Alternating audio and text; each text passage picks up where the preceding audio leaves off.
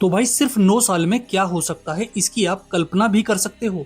9 साल में उत्तर प्रदेश अब बीमारू नहीं रहा बल्कि बेमिसाल बन चुका है। क्योंकि कभी यहाँ पर कनेक्टिविटी के नाम पर टूटी फूटी रोड हुआ करती थी और बिजली भी कम थी, तो इन्वेस्टर यूपी का नाम सुनते ही दूर भागते थे और सरकार के सामने यही सबसे बड़ा सवाल था कि इन्वेस्टमेंट लाई कैसी जाए। तो यहीं पर आप यूपी गवर्नमेंट का मास्टरमाइंड देखो। इन्होंने पिछले कुछ साल में एक बड़ा फैसला लिया कि हम डेवलपमेंट का वेट नहीं करेंगे बल्कि इंफ्रास्ट्रक्चर के जरिए ही डेवलपमेंट क्रिएट करेंगे।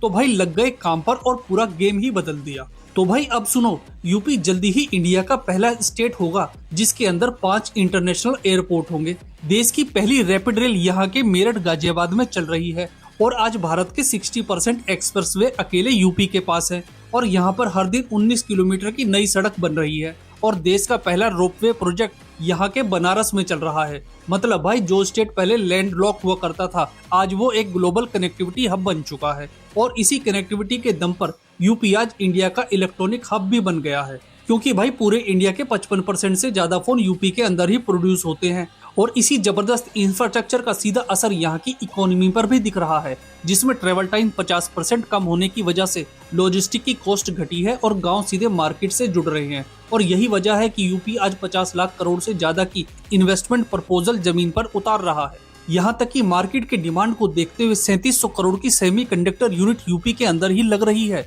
और यूपी के अंदर ये बदलाव सिर्फ फैक्ट्रीज में नहीं है बल्कि यूपी के अंदर 80 से ज्यादा मेडिकल कॉलेज खड़े हैं। साथ ही 2 करोड़ से ज्यादा घरों पर नल से जल पहुंच चुका है और 60 लाख से ज्यादा नए घर बने हैं। यानी बदलाव सिर्फ कागज पर नहीं जमीन पर दिख रहा है और अब टारगेट $1 ट्रिलियन इकोनॉमी है। मतलब साफ है यहाँ सिर्फ रोड और बिल्डिंग नहीं बन रही, ये पूरे राज्य का माइंडसेट शिफ्ट है। तो सवाल ये है, क्या ये मॉडल पूरे भारत में रिप्लिकेट हो सकता है?